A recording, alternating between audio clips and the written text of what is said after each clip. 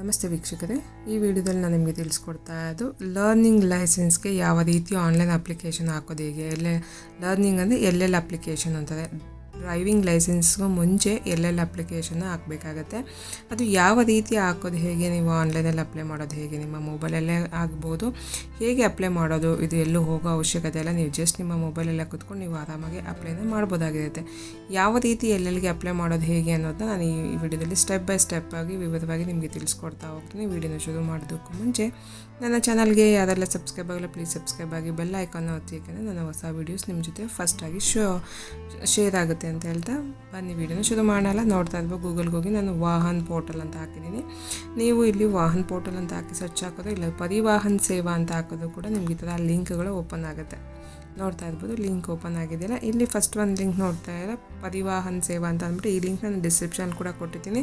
ಆ ಲಿಂಕ್ ಮೇಲೆ ಕ್ಲಿಕ್ ಮಾಡಿದ್ರೆ ನೋಡ್ತಾ ಇಲ್ಲ, ಈ ಥರ ಪರಿವಾಹನ್ ಸೇವಾ ಅಂತ ಅಂದ್ಬಿಟ್ಟು ಮಿನಿಸ್ಟ್ರಿ ಆಫ್ ರೋಡ್ ಟ್ರಾನ್ಸ್ಪೋರ್ಟ್ ಅಂತ ಅಂದ್ಬಿಟ್ಟು ತೋರಿಸ್ತಾ ಇದೆ. ಇಲ್ಲಿ ಲೈಸೆನ್ಸ್ ಕೆಳಗಡೆ ಬಂದೆ, ಅದೇ ಪೋರ್ಟಲ್ ಕೆಳಗಡೆ ಬಂದೆ. ಇಲ್ಲಿ ನೋಡ್ತಾ ಇದ್ದು ಡ್ರೈವರ್ಸ್ ಆರ್ ಲರ್ನಿಂಗ್ ಲೈಸೆನ್ಸ್ ಅಂತ ಅಂದ್ಬಿಟ್ಟು ತೋರಿಸೋದಿಲ್ಲ, ಅದ್ರ ಮೇಲೆ ಕ್ಲಿಕ್ ಮಾಡಿದ ತಕ್ಷಣ ನೆಕ್ಸ್ಟ್ ಪೇಜ್ ಈ ಥರ ಓಪನ್ ಆಗುತ್ತೆ. ನೋಡ್ತಾ ಇರ್ಬೋದು, ಇಲ್ಲಿ ಕೆಳಗಡೆ ಬಂದೆ ಇದು ಸೆಲೆಕ್ಟ್ ಅಂತ ಇದೆಯಲ್ಲ, ಸೆಲೆಕ್ಟ್ ಸ್ಟೇಟ್ ನೇಮ್ ಅಂತ, ಅದ್ರ ಮೇಲೆ ಸೆಲೆಕ್ಟ್ ಮಾಡಿದ್ರೆ ನಿಮಗೆ ಯಾವ ಸ್ಟೇಟ್ ಬೇಕಾದ್ರೆ ಆ ಸ್ಟೇಟ್ನ ನೀವು ಸೆಲೆಕ್ಟ್ನ ಮಾಡ್ಕೋಬೋದಾಗುತ್ತೆ. ಆಲ್ ಓವರ್ ಇಂಡಿಯಾಗೆ ಒಂದೇ ಪೋರ್ಟಲ್ ಆಗಿದೆ. ನೀವು ಯಾವ ಸ್ಟೇಟಿಗೆ ಬೇಕಾದ್ರೆ ಇಲ್ಲಿ ಅಪ್ಲೈನ ಮಾಡ್ಬೋದಾಗುತ್ತೆ. ನಾನು ಕರ್ನಾಟಕ ಅಂತ ಹಾಕ್ಕೊತಾ ಇದ್ದೀನಿ.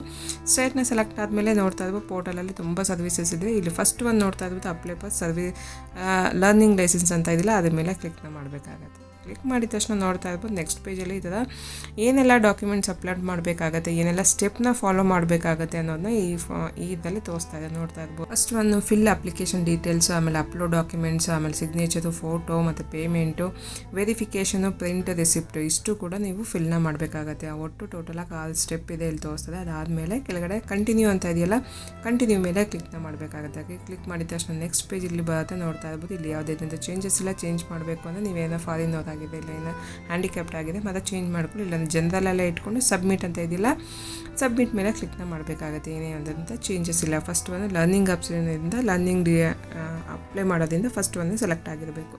ಅದಾದಮೇಲೆ ನೆಕ್ಸ್ಟ್ ಪೇಜ್ ಮೇಲೆ ಬಂದಾಗ ಇಲ್ಲಿ ನೋಡ್ತಾ ಇರ್ಬೋದು, ಇಲ್ಲಿ ನಿಮ್ಮ Aadhaar card submit via Aadhaar authentication, ಇಲ್ಲೊಂದು submit without Aadhaar card authentication ಅಂತ ಅಂದ್ಬಿಟ್ಟು 2 ಆಪ್ಷನ್ ಇದೆ. ನಾನು ವಿತ್ ಆಧಾರ್ ಕಾರ್ಡ್ ಸೆಲೆಕ್ಟ್ ಮಾಡ್ಕೊಂಡಿದ್ದೀನಿ. ಸೆಲೆಕ್ಟ್ ಆದಮೇಲೆ ಸಬ್ಮಿಟ್ ಅಂತ ಕೊಟ್ಟರೆ ನೋಡ್ತಾ ಇರ್ಬೋದು, ನಿಮ್ಮ ಆಧಾರ್ ಕಾರ್ಡ್ಗೆ ಮೊಬೈಲ್ ನಂಬರ್ ಲಿಂಕ್ ಇರಬೇಕು, ಇಲ್ಲಾಂದ್ರೆ ಅಪ್ಡೇಟ್ನ ಮಾಡ್ಕೋಬೇಕು ಅಂತ ತೋರಿಸ್ತಾ ಇದೆ.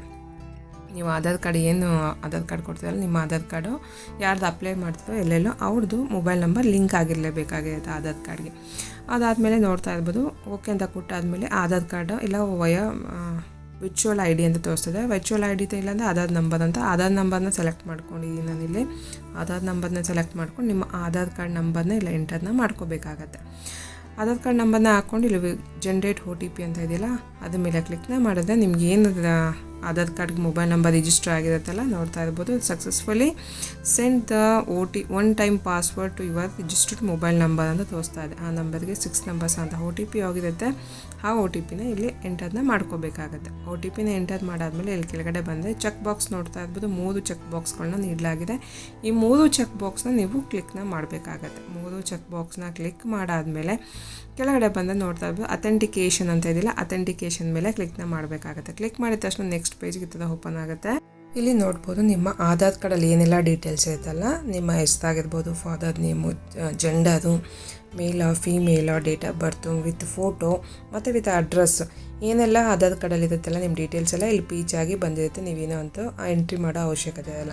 ಇಲ್ಲಿ ನೀವು ಮಾಡಬೇಕಾಗಿರೋದು, ನೀವು ನಿಮ್ಮ ಕ್ವಾಲಿಫಿಕೇಷನ್ ಏನು ಅನ್ನೋದನ್ನ ಸೆಲೆಕ್ಟ್ನ ಮಾಡ್ಕೋಬೇಕಾಗತ್ತೆ. ಏನು ಓದಿದ್ದೀರಾ ಅನ್ನೋದನ್ನ, 10th ಆಗಿದೆಯೋ, PUನ, ಗ್ರ್ಯಾಜುಯೇಷನ್ ಆಗಿದೆಯೋ, ಏನು ಓದಿದ್ದೀರಾ, ಡಿಪ್ಲೊಮಾ, ಡಿಗ್ರಿನ, ಅಲ್ಲಿ ಸೆಲೆಕ್ಷನ್ ಇರುತ್ತೆ, ಸೆಲೆಕ್ಟ್ ಮಾಡೋ ಆಪ್ಷನ್ಸ್ ಇರುತ್ತೆ, ನೀವು ಸೆಲೆಕ್ಟ್ನ ಮಾಡ್ಕೋಬೇಕಾಗತ್ತೆ. ಇದಾದಮೇಲೆ ಈ ಕಡೆ ಬ್ಲಡ್ ಗ್ರೂಪ್ನ ಹಾಕೋಬೇಕಾಗತ್ತೆ. ನಿಮ್ಮ ಬ್ಲಡ್ ಯಾವುದು ಅನ್ನೋದನ್ನ ಸೆಲೆಕ್ಟ್ ಮಾಡ್ಕೋಬೇಕು.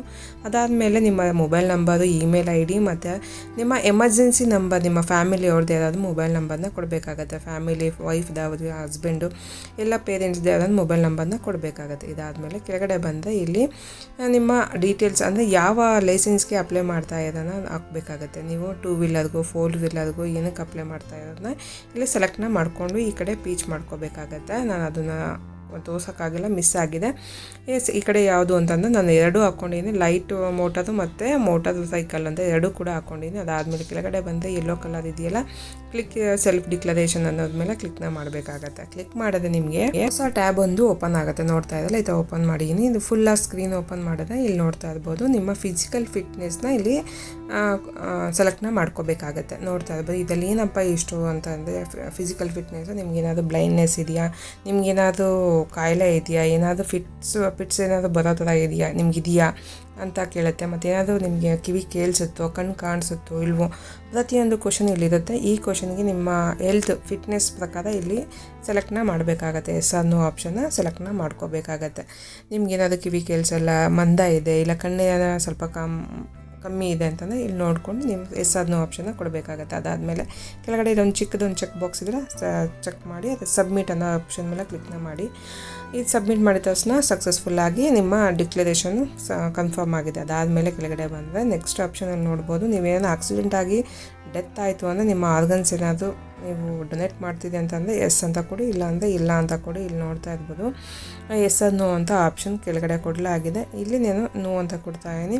ಇದಾದಮೇಲೆ ಕೆಳಗಡೆ ನಿಮ್ಮ ಚೆಕ್ ಬಾಕ್ಸ್ ಏನಿದೆಯಲ್ಲ, ಆ ಚೆಕ್ ಬಾಕ್ಸ್ನ ಕೂಡ ಫಿಲ್ ಮಾಡಬೇಕಾಗತ್ತೆ. ಚೆಕ್ ಬಾಕ್ಸ್ ಮೇಲೆ ಕ್ಲಿಕ್ ಮಾಡಿ ಅದಾದಮೇಲೆ ಇಲ್ಲಿ ಕ್ಯಾಪ್ಚರ್ ಕೋಡ್ ಏನು ಕಾಣ್ತಾ ಇದೆಯಲ್ಲ, ಕ್ಯಾಪ್ಚರ್ ಕೋಡ್ನ ಎಂಟರ್ನ ಮಾಡಬೇಕಾಗತ್ತೆ. ಕ್ಯಾಪ್ಚರ್ ಕೋಡ್ನ ಎಂಟರ್ ಮಾಡಿ ಸಬ್ಮಿಟ್ ಅಂತ ಇದೆಯಲ್ಲ, ಸಬ್ಮಿಟ್ ಮೇಲೆ ಕೊಡಬೇಕಾಗತ್ತೆ. ಸಬ್ಮಿಟ್ ಅಂತ ಕೊಟ್ಟಿದ ತಕ್ಷಣ ನೆಕ್ಸ್ಟ್ ಪೇಜ್ ಓಪನ್ ಆಗುತ್ತೆ. ಅಂದರೆ ನೆಕ್ಸ್ಟು ಅಪ್ಲಿಕೇಶನ್ ರೆಫರೆನ್ಸ್ ಸ್ಲಿಪ್ ಅಂತ ಅಂದ್ಬಿಟ್ಟು ಓಪನ್ ಆಗಿದೆ. ಇಲ್ಲಿ ಡೀಟೇಲ್ಸ್ ಎಲ್ಲ ಅಪ್ಲಿಕೇಶನ್ದು ಯಾವ್ದು ಹಾಕಿರ್ತಾರೋ ಆ ಡೀಟೇಲ್ಸ್ ಎಲ್ಲ ಇಲ್ಲಿ ನೋಡ್ಕೋಬೋದು. ಮತ್ತು ಯಾವ RTO ಅಂತ ಅಂದ್ಬಿಟ್ಟು ಕೂಡ ಇಲ್ಲಿ ತೋರಿಸ್ತಾ ಇದೆ, ಲೊಕೇಶನ್ ಕೂಡ ತೋರಿಸ್ತಾ ಇದೆ. ಇಲ್ಲಿ ಕೆಳಗಡೆ ನೆಕ್ಸ್ಟ್ ಅಂತ ಇದೆಯಲ್ಲ, ನೆಕ್ಸ್ಟ್ ಮೇಲೆ ಕ್ಲಿಕ್ನ ಮಾಡಬೇಕಾಗ. ಕ್ಲಿಕ್ ಮಾಡಿದ ತಕ್ಷಣ ನೆಕ್ಸ್ಟ್ ಇಲ್ಲಿ ಅಪ್ಲಿಕೇಶನ್ ಸ್ಟೇಟಸ್ ಓಪನ್ ಆಗುತ್ತೆ. ಅಪ್ಲಿಕೇಶನ್ ನಂಬರ್ ಆಲ್ರೆಡಿ ಇದೆ, ಡೇಟ್ ಆಫ್ ಬರ್ತು ಕೂಡ ಆಲ್ರೆಡಿ ಇಲ್ಲಿ ಶೋ ಆಗ್ತಾ ಇದೆ. ಇಲ್ಲಿ ಜಸ್ಟ್ ನೀವು ಕ್ಯಾಪ್ಚರ್ ಕೋಡ್ ಯಾವ ರೀತಿ ಇದೆಯಲ್ಲ ಅದೇ ರೀತಿ ಕ್ಯಾಪ್ಚರ್ ಕೋಡ್ನ ಎಂಟರ್ನ ಮಾಡ್ಕೋಬೇಕಾಗತ್ತೆ.